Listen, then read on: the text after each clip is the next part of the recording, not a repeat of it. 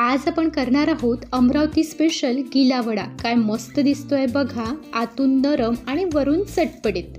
आणि आज आपण अगदी स्टेप बाय स्टेप गिला वडा, त्याची हिरवी चटणी, लाल चटणी, गोड दही हे सगळं डिटेलमध्ये पाहणार आहोत। गिला वडा 3 वेगवेगळ्या पद्धतीने कसा करायचा, त्यातली जी सोपी पद्धत तुम्हाला वाटेल त्या पद्धतीने तुम्ही करू शकता। जय गजानन माऊली प्रिया मराठी रेसिपीमध्ये सर्वांचे खूप खूप स्वागत। चला तर रेसिपीला सुरुवात करू।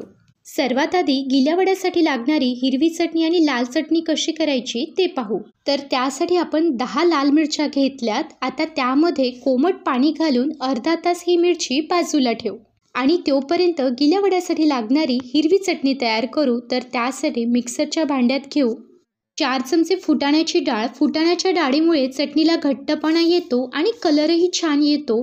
त्यानंतर 4 ते 5 हिरवी मिरची, 3 लसूण पाकळ्या, 1 इंच आलं, चवीनुसार मीठ आणि भरपूर सारी कोथिंबीर।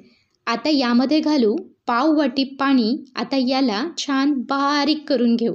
तर हे बघा, मी अशा प्रकारे बारीक करून घेतलं। कलर बघा काय मस्त आला आहे। गिल्या वड्यासाठी लागणारी हिरवी चटणी तयार आहे, ती काढून घेऊया।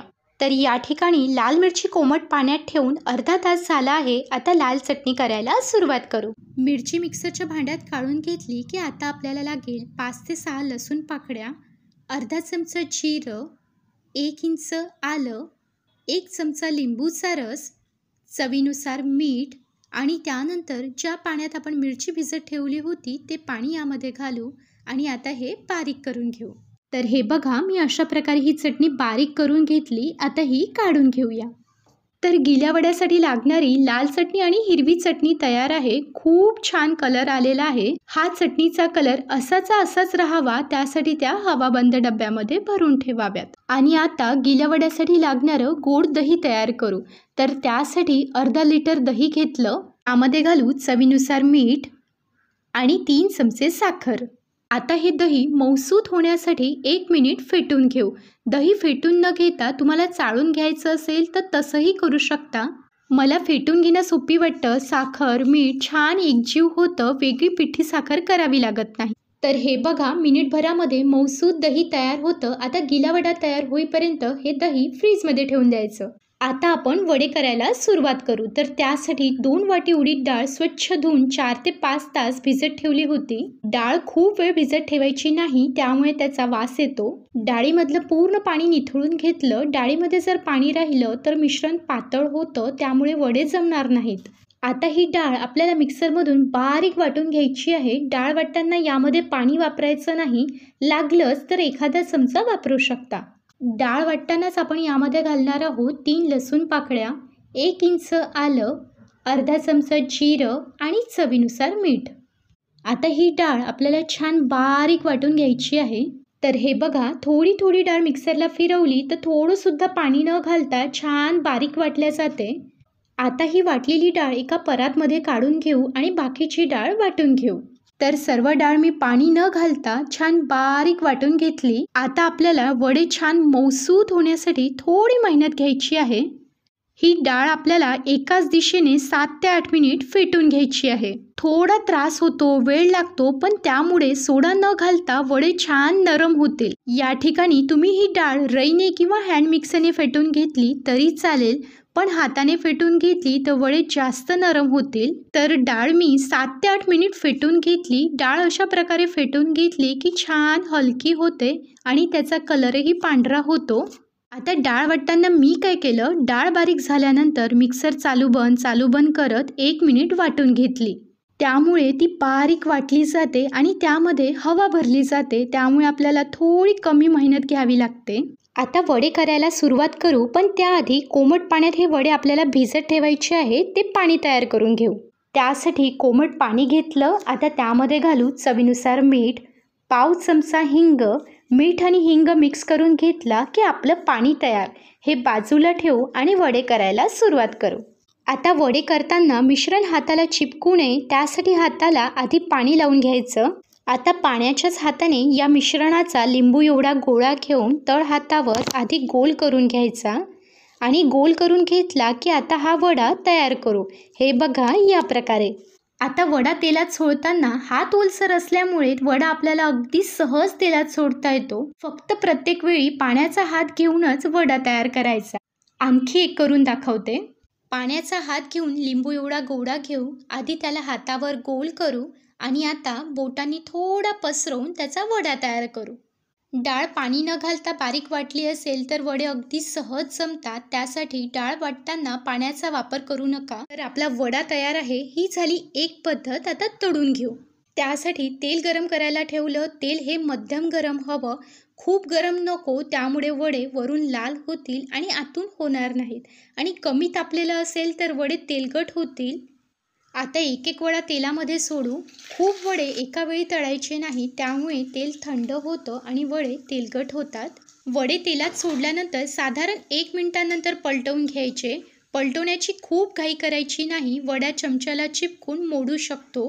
आता मध्यम गॅसवर वड्यांना सोनेरी कलर येईपर्यंत तळून घेऊ. तर हे बघा, मध्यम गॅसवर हे वडे मी सोनेरी कलरवर तळून घेतलेत. आता काढून घेऊया. वडे काढताना जरा अर्धा मिनिट तरी कढईला लावून ठेवायचा.